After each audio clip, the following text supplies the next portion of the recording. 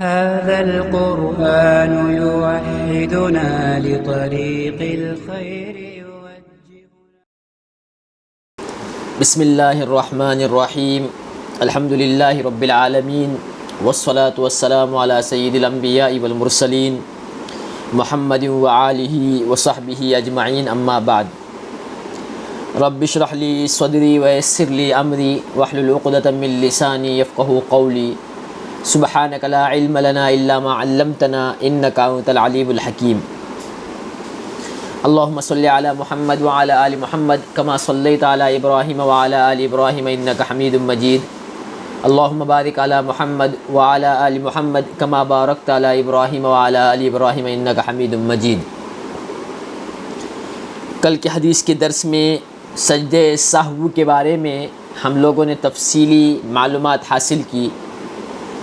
نماز میں کوئی بھی کمی ہو، زیادتی ہو، نماز میں کوئی شک ہو، 3 رکعت کی جگہ 4 رکعت پڑھ لے، دوسری رکعت میں اتحیات میں بیٹھنا بھول جائیں، رکوع میں جاتے وقت اللہ اکبر کہنا بھول جائیں، سجدے میں سبحان ربی الاعلیٰ کہنا بھول جائیں، رکوع میں سبحان ربی العظیم کہنا بھول جائیں، اسی طرح سے سمع اللہ لمن حمیدہ یہ آپ کہنا بھول جائیں، اسی طرح سے 2 رکعت سلام پھیر کے 4 رکعت والی میں آپ نے صرف 2 رکعت میں سلام پھیر لیا، سلام پھیرنے کے بعد اس طرح کے 4 رکعت آپ نے ادا نہیں کیا، سلام پھیر کے بیٹھ گئے، پھر یاد آیا تو 2 رکعت پڑھیں گے، سجدہ سہو کریں گے۔ یہ تمام جو بھی چند چیزیں میں نے گنایا ہے اس کے چھوٹنے پر، اسی طرح سے کوئی چیز زیادہ کرنے پر، اتحیات پڑھ کے دوسری رکعت میں اب بیٹھے رہے خاموشی سے، اتحیات پڑھنے کے بعد فوراً کیا ہے، کھڑا ہونا ہے، آپ فوراً کھڑا نہیں ہوئے دوسری رکعت میں اور بیٹھے رہے، بہت دیر بعد یاد آیا کھڑے ہوئے، تو آپ نے زیادتی کی وہاں پہ اس صورت میں۔ تو ان تمام کے تدارک کے لیے، ان تمام غلطیوں کو کیا کرنے کے لیے، اپنے سے ہٹانے کے لیے، نماز کو صحیح کرنے کے لیے سجدہ سہو کیا جاتا ہے، جیسے کہ پرسوں کے اور کل کے درس میں تفصیلی حدیث میں گزر چکا ہے۔ طریقہ کیا ہے وہ بھی میں نے بیان کیا، کس طرح سے سجدہ سہو کیا جائے وہ بھی میں نے بیان کیا۔ اللہ کے نبی سے بھی غلطی ہوئی تھی، اللہ کے نبی صلی اللہ علیہ وسلم نے ایک مرتبہ 2 رکعت پڑھا کے بیٹھ گئے، پھر اللہ کے نبی نے جو طریقہ اختیار کیا وہ، اسی طرح سے کبھی اللہ کے نبی نے 4 رکعت کی جگہ 2 رکعت پڑھا لی، یہ بھی جو حدیث میں جو ذکر ہے اس سب کو میں نے بیان کیا۔ آج دیکھیے سجدہ سہو نہیں بلکہ سجدہ تلاوت۔ آپ کو معلوم ہونا چاہیے جیسے نماز میں ہم لوگ سجدہ کرتے ہیں وہ نارمل سجدہ ہے، نماز میں غلطی ہو جائے تو جو سجدہ کرتے ہیں اسے سجدہ سہو کہتے ہیں۔ سہو یعنی غلطی، غلطی پر کی جانے والی سجدہ، غلطی کو ختم کرنا، غلطی کی بھرپائی کرنا، اس کے لیے جو سجدہ کیا جاتا ہے اسے سجدہ سہو کہتے ہیں۔ اور ایک سجدہ ہے جسے سجدہ تلاوہ کہتے ہیں۔ کیا ہے؟ سجدہ تلاوہ۔ سجدہ تلاوہ کیا ہے؟ سجدہ تلاوہ یعنی قرآن میں جن آیتوں پہ سجدہ کیا جاتا ہے، قرآن میں تقریباً 15 آیتیں ایسی ہیں، 15 مقامات قرآن میں ایسے ہیں جن پر آدمی اگر پڑھتے ہوئے وہاں پہنچے تو اس کو سجدہ کرنا ہے، اور اس میں سجدے کا حکم دیا گیا ہے۔ تو جو بھی آدمی قرآن پڑھ رہا ہے، قرآن پڑھتے پڑھتے سجدے کی آیت پر پہنچ جاتا ہے، جیسے کہ پہلا سجدہ قرآن میں 9ویں پارے میں ہے، سورہ اعراف کے بالکل آخر میں، سورہ انفال سے 1 صفحہ پہلے، اس کے بعد مسلسل سجدے ہیں، اما پارے میں 2 سجدہ ہے، اسی طرح آپ اٹھا کے دیکھیے سورہ حج میں سجدہ ہے، اسی طرح سورہ نجم میں سجدہ ہے، سورہ صاد میں سجدہ ہے، کئی سجدے قرآن میں ہیں۔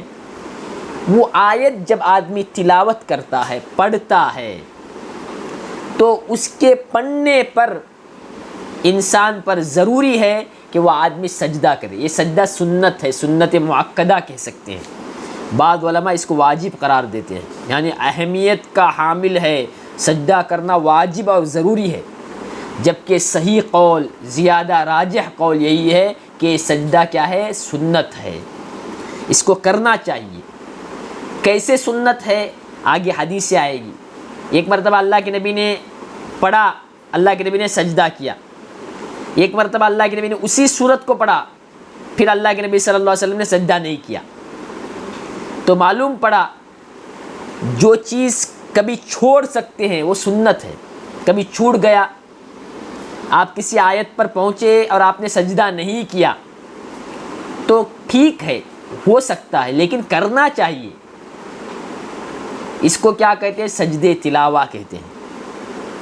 کئی صورت قرآن میں ایسی موجود ہیں جن میں آیت سجود یعنی سجدے تلاوت کی آیتیں موجود ہیں۔ جب وہ آدمی نماز میں پڑھے گا تو نماز میں سجدہ کرے گا۔ عام طور پہ آپ نے دیکھا ہوگا تراویح وغیرہ میں یا عام نمازوں میں بھی کبھی کبھار امام صاحب اعلان کرتے ہیں کہ دوسری رکعت میں سجدہ ہے۔ تراویح میں جب عورتیں بھی کبھی جمع ہو جاتی ہیں، کہیں کوئی حافظہ ہو یا کہیں ایسا مسجد میں انتظام ہو جہاں الگ سے عورتوں کے لیے نماز کا انتظام کیا گیا ہو، تو وہاں رمضان کے مہینے میں اعلان کیا جاتا ہے دوسری رکعت میں سجدہ ہے۔ وہ کیا ہے؟ وہ آیت ہے۔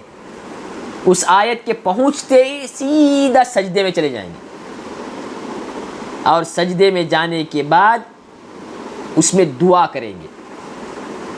دعا کیا پڑھی جاتی ہے؟ سجد وجہی للذی خلقہ وصورہ وشق سمعہ وبصرہ بحولہ وقوتہ۔ ایک اور حدیث میں فتبارک اللہ احسن الخالقین۔ یہ دعا سجدے میں پڑھی جانے والی دعا، سیدھا آپ سجدے میں، یہ ایک سجدہ کرنا ہے،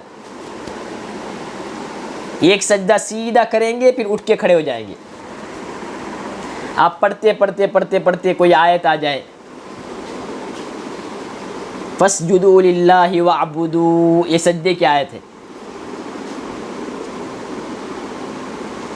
سورہ نجم کی آخری آیت، پڑھتے اس آیت پہ اگر آ جائے فَاسْجُدُوا لِلَّهِ وَاعْبُدُوا، کیا معنی ہے؟ فَاسْجُدُوا لِلَّهِ، اللہ کے لیے سجدہ کرو، وَاعْبُدُوا، اور اس کی عبادت کرو۔ سجدہ کرنے کا حکم دیا گیا، سجدے کا تذکرہ اس آیت میں، تو ڈائریکٹ سیدھا سجدے میں چلے جاتے ہیں۔ نارمل جیسے سجدہ کرتے ہیں ویسے ہی سجدہ کریں گے۔ ایک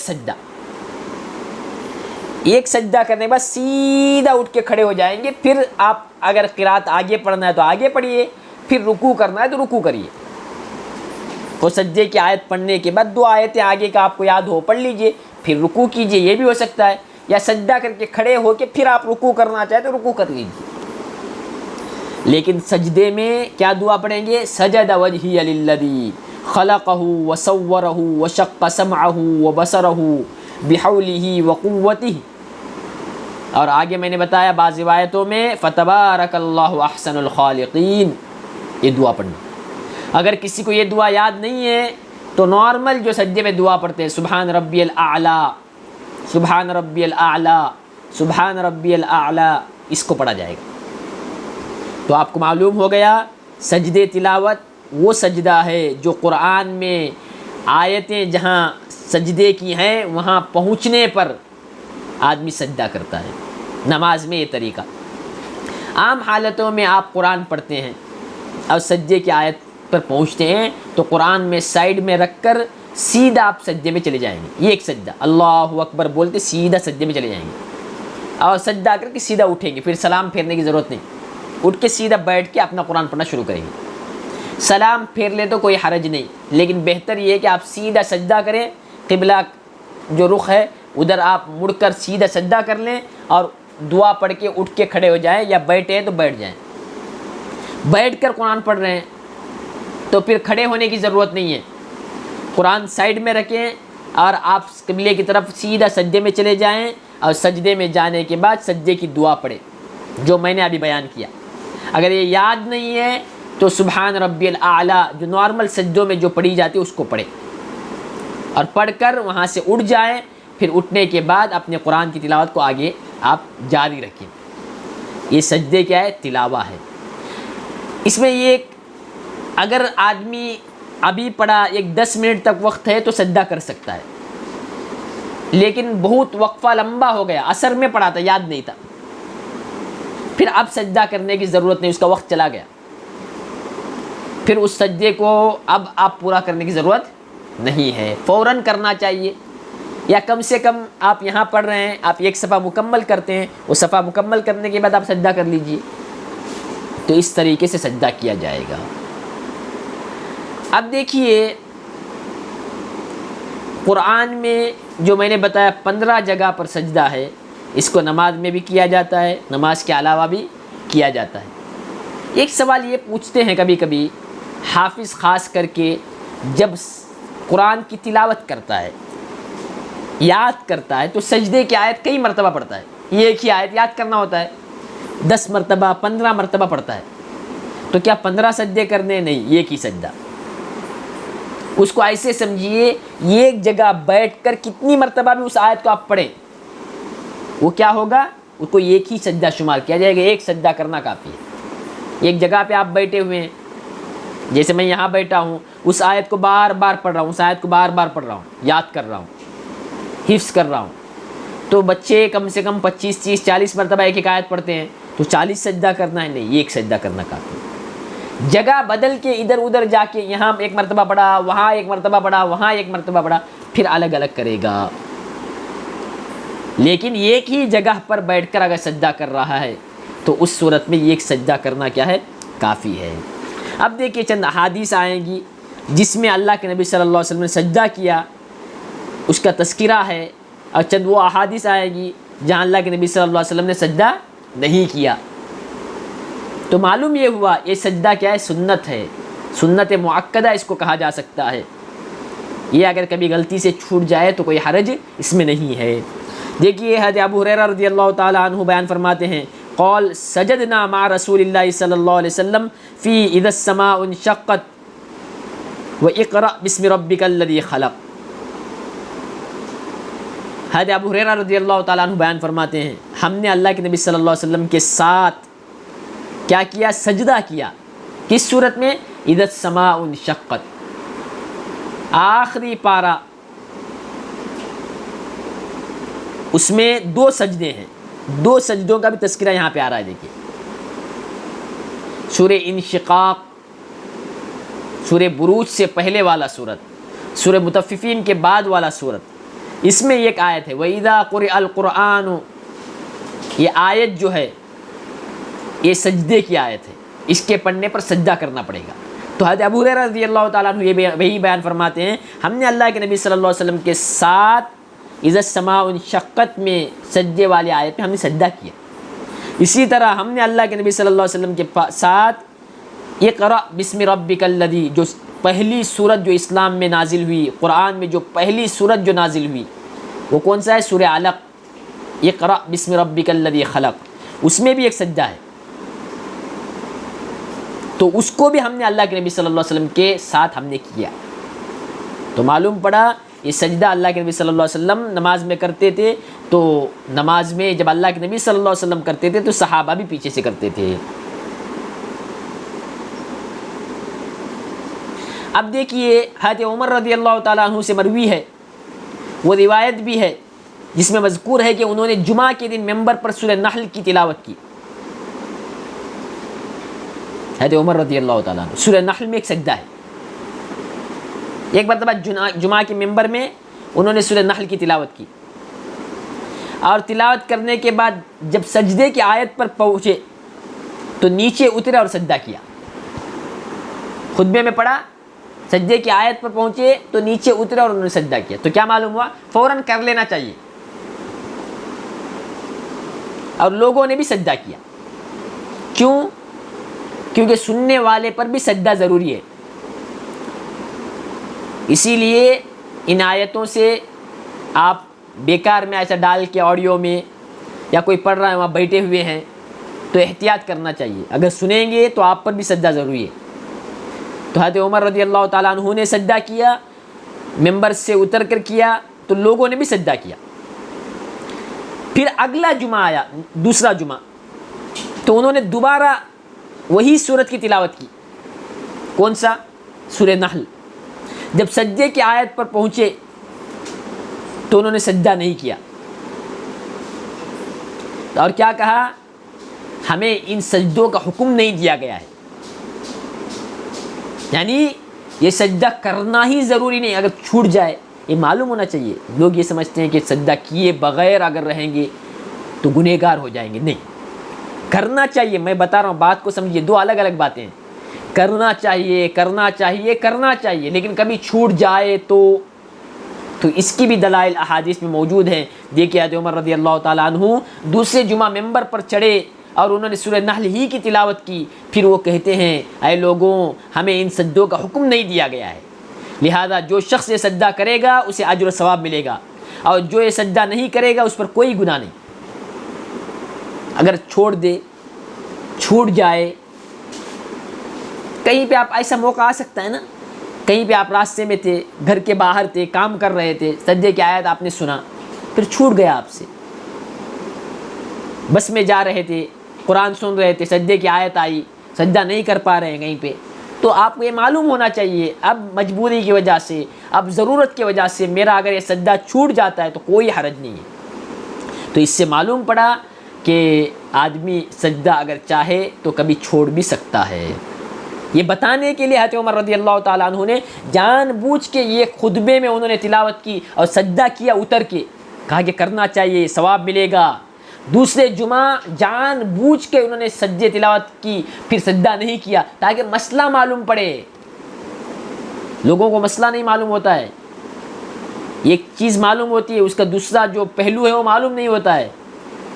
اس کی وضاحت کے لیے اللہ کے نبی صلی اللہ علیہ وسلم کے صحابی حضرت عمر رضی اللہ تعالیٰ عنہ نے یہ طریقہ اختیار کیا۔ حدیث میں آتا ہے، شیطان کہتا ہے، اللہ کے نبی صلی اللہ علیہ وسلم نے ارشاد فرمایا، شیطان کہتا ہے کہ ہے میری بربادی، ہے میری بربادی۔ جب ابن آدم کو کسی سجدے کی آیت پر سجدہ کرتا ہے تو شیطان الگ ہو کر روتا ہے، یعنی جب بھی ہم سجدے کی آیت پر پہنچتے ہیں اور سجدہ کرتے ہیں تو شیطان یہ دیکھ کر الگ ہو کے روتا ہے۔ رو کر کیا کہتا ہے؟ اللہ کے نبی بیان فرماتے ہیں، رو کر یہ کہتا ہے، آدم کی اولاد کو سجدے کا حکم دیا اور اس نے سجدہ کیا، مجھے حکم دیا تھا، میں نے نہیں کیا، میں برباد ہو گیا۔ شیطان مردود کیوں ہوا آپ کو معلوم ہے نا؟ شیطان کو جنت سے کیوں نکالا گیا؟ اس لیے کہ اللہ نے آرڈر دیا تھا سجدہ کرو۔ کس کو سجدہ کرنا ہے؟ آدم علیہ السلام کو کیا ہے؟ سجدہ کرنا ہے، اللہ کا حکم تھا۔ شیطان نے کیا کہا؟ خلقتہ من نار وخلقتہ من طین، مجھے تم نے آگ سے پیدا کیا، اس کو مٹی سے پیدا کیا۔ آگ طاقتور ہے، مٹی کمزور ہے، آگ اوپر جاتا ہے، مٹی نیچے آتا ہے، تو میں بڑا ہوں، میری طاقت بڑی ہے، میرا مرتبہ بڑا ہے۔ تکبر کیا، اپنے آپ کو بڑا سمجھا اور سجدہ نہیں کیا۔ لیکن جب بھی آدم کے اولاد، ہم لوگ جب بھی قرآن میں یہ 15 سجدے ہیں، ان کو جب بھی ہم لوگ کرتے ہیں تو کتنی خوش نصیبی کی بات ہے، چھوڑنے کے مقابلے میں کرنا دیکھو۔ جب کرتے ہیں تو شیطان کنارے میں جا کے روتا ہے اور کہتا ہے میری بربادی، ہے میری ہلاکت، مجھے سجدے کا حکم دیا، میں نے نہیں کیا۔ آدم کے اولاد کو سجدے کا حکم دیا، مسئلہ بتا دیا گیا سجدہ کرنا چاہے، وہ سجدہ کرتا ہے، تو کتنی خوش نصیبی کی بات۔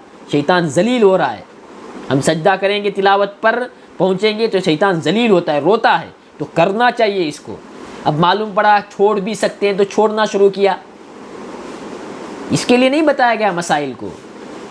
کبھی اگر ہو گیا تو یہ یاد رکھ سکتے ہیں کہ چھوٹ گیا تو کوئی فرق نہیں پڑتا، لیکن پڑھنے والے اور سننے والے دونوں پر یہ سنت ہے، افضل ہے کہ وہ کریں اور اجر و ثواب کے مستحق بن جائے۔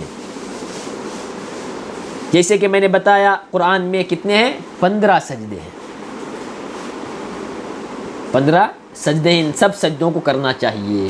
اب دیکھیے ایک حدیث بخاری کی، ان ابن عباس رضی اللہ عنہما قال صاد لیس من عزائم السجود وقد رأيت رسول اللہ صلی اللہ علیہ وسلم یسجد فیہا۔ حضرت ابن عباس رضی اللہ تعالیٰ عنہ بڑے صحابی بیان فرماتے ہیں، سورہ صاد کا سجدہ لازم نہیں ہے، سورہ صاد میں جو سجدہ ہے وہ لازم نہیں ہے، البتہ میں نے دیکھا ہے کہ اللہ کے نبی صلی اللہ علیہ وسلم اس میں سجدہ کیا کرتے تھے، مطلب کبھی چھوڑے ہیں تو کبھی چھوڑ بھی سکتے ہیں. سورہ صاد کا سجدہ لازم نہیں ہے. کیوں لازم نہیں کہا انہوں نے؟ ایک مرتبہ چھوڑتے ہوئے بھی دیکھا تھا، لیکن یہاں خود کہتے ہیں کہ میں نے اللہ کے نبی کو سجدہ کرتے ہوئے دیکھا ہے. یہ بخاری کی روایت ہے. اب دیکھیے اور ایک بخاری اور مسلم کی روایت میں آتا ہے. دیکھیے زید بن ثابت رضی اللہ تعالیٰ عنہ بیان فرماتے ہیں قال قرأت علی النبی والنجم فلم یسجد فیہا. ایک مرتبہ اللہ کے نبی نے سورہ نجم پڑھا، 27واں پارہ. اللہ کے نبی صلی اللہ علیہ وسلم اس میں سجدہ نہیں کیا. تو یہ بتایا کہ چھوڑ بھی سکتے ہیں، چھوٹ گیا تو کوئی حرج نہیں، لیکن کرنا چاہیے. اللہ کے نبی یہ کیوں کرتے ہیں؟ یہ آپ کو کرنا اختیار ہے، لیکن کبھی چھوڑ سکتے ہیں. اللہ کے نبی مسئلہ بیان کرنے کے لیے تمہیں یہ بھی معلوم ہونا چاہیے. بہت ساری چیز اللہ کے نبی کبھی نہیں چھوڑتے تھے، تو معلوم ہونا کہ وہ کرنا ہی ہے. ہاں، جو اللہ کے نبی کبھی چھوڑتے تھے کبھی کرتے تھے، اس سے کیا معلوم ہوتا ہے کہ اس میں آپ کے لیے دونوں راستے ہیں. چھوٹ گیا کبھی یا کبھی آپ چھوڑ بھی دے تو گنہگار نہیں ہوں گے. اسی طرح سے ابو داؤد کی روایت میں آتا ہے ان خالد بن معدان رضی اللہ عنہ قال فضلت سورۃ الحج بسجدتین. سورہ حج کو ایک الگ فضیلت ہے کیونکہ اس میں 2 سجدے ہیں. تمام سورتوں میں کتنے سجدے ہیں؟ 1 سجدہ، لیکن سورہ حج میں 2 سجدے ہیں. تو کہتے ہیں کہ سورہ حج کو فضیلت دی گئی 2 سجدوں کے ذریعے. ان میں 2 سجدوں کی آیتیں ہیں، تو اس لیے سجدے کی آیت جب بھی تلاوت کرے اس کو کیا کرنا چاہیے؟ آپ لوگ سجدوں کو جب بھی آیت پر پہنچے فوراً ان سجدوں کو کرنا چاہیے. اس طرح پہ نہیں ہے کہ آپ اس کو چھوڑ دیں.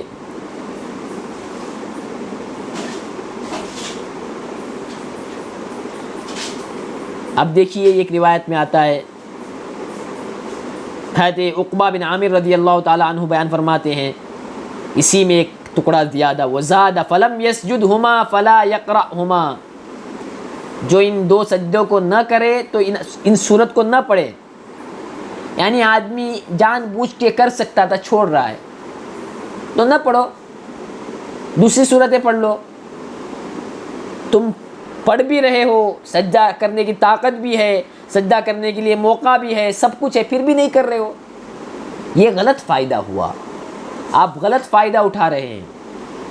یہ جو آپ اگر سجدہ نہیں بھی کر سکتے ہیں تو یہ چھوٹ جو دی گئی وہ مجبوری کے صورت میں ہے، یا اس صورت میں کہ اگر آپ چھوڑ دیں تو کوئی حرج نہیں. لیکن آدمی اپنا معمول بنا دیتا ہے، آیتیں پڑھ رہا ہے سجدے کی، سجدہ کرتا ہی نہیں. پوچھیں گے تو بولتا ہے کہ کیا ہے، چھوڑ بھی سکتے ہیں. یہ غلط چیز ہے.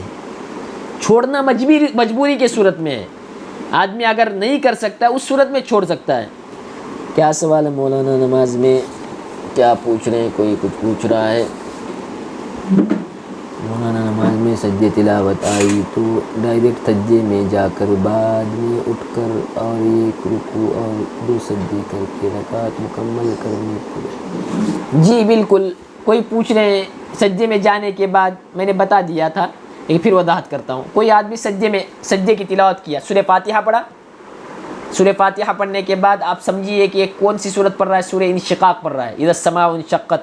اس میں سجدے کی آیت ہے. وہ صورت پورا پڑھا، سجدے کی آیت کو پہنچا، سجدے کی آیت کو پہنچنے بعد سیدھا سجدے میں چلا گیا. ایک سجدہ کرنا ہے، سجدے میں چلا گیا، وہ دعا پڑھنا ہے سجد وجہی للذی خلقہ وصورہ وشق سمعہ وبصرہ بحولہ وقوتہ. اور دوسری روایت میں نے بتایا فتبارک اللہ احسن الخالقین. یہ پڑھ لیا، سیدھا کھڑا ہو گیا سیدھا. اب اور 2 آیتیں ہیں اس صورت میں سجدے کی آیت کے بعد، وہ 2 آیتیں پڑھا، پھر رکوع کرے گا، پھر رکوع سے اٹھے گا، پھر سجدے میں جائے گا، پھر اٹھے گا، پھر سجدے میں جائے گا. پھر اگر یہ پہلی رکعت ہے تو سیدھا کھڑا ہوگا، اگر یہ دوسری رکعت ہے تو ویسے ہی نارمل جیسے دوسری رکعت میں اتحیات میں بیٹھتے ہیں اور اتحیات پڑھ کے دعا پڑھ کے سلام پھیرے گا. پہلا سجدے تلاوت کرنے سے آپ کا جو نماز میں جو سجدہ ہے اس میں کوئی کمی نہیں آئے گی، وہ بالکل ویسے ہی کریں گے. کوئی ایسی صورت پڑھ رہے ہیں جس کے آخر میں سجدے کی آیت ہے، جیسے سورہ نجم ہے، یہ سورہ کے آخر میں سجدے کی آیت ہے. آپ نے کیا کیا؟ وہاں پہنچے، آپ نے سجدہ کیا، ڈائریکٹ سجدہ کر کے دعا گوا پڑھ کے آپ سیدھا کھڑے ہو گئے. اب کیونکہ یہ سورہ کے آخر میں تھا، کھڑے ہو کے پھر رکوع کر سکتے ہیں، اللہ اکبر سمیع اللہ لمن حمیدہ، پھر سیدھا اللہ اکبر اللہ اکبر اللہ اکبر، پھر اللہ اکبر. اگر یہ پہلی رکعت ہے تو سیدھا کھڑے ہو جائیں گے، دوسری رکعت ہے تو بیٹھ کر اتحیات پڑھ کے سلام پھیر دیں گے۔ اس اعتبار سے آپ کا سجدہ کیا ہو جائے گا؟ مکمل ہو جائے گا۔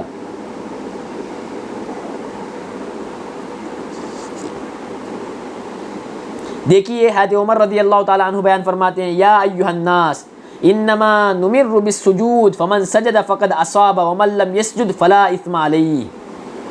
حضرت عمر رضی اللہ تعالیٰ عنہ بیان فرماتے ہیں، اے لوگوں، ہم قرآن پڑھتے ہیں تو سجدے کی آیت سے گزرتے ہیں، جو سجدے کی آیت کو پالے اور سجدہ کر لے تو بہتر ہے، اور اگر کوئی آدمی سجدہ نہیں کرتا ہے تو گنہگار نہیں ہوگا۔